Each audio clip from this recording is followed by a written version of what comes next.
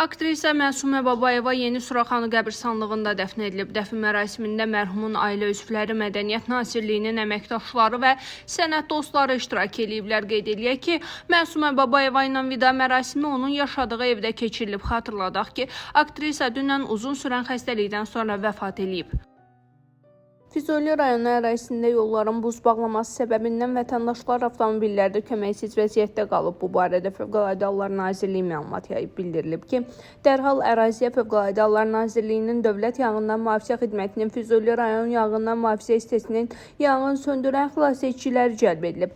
Yanğın söndürən xilasedicilər tərəfindən yolun buz bağlaması səbəbindən hərəkətini davam etdirə bilməyən Jeep və Mitsubishi markalı minik avtomobillərin hərəkəti təmin edilib və vətəndaşlara müvafiq köməklik göstərilib.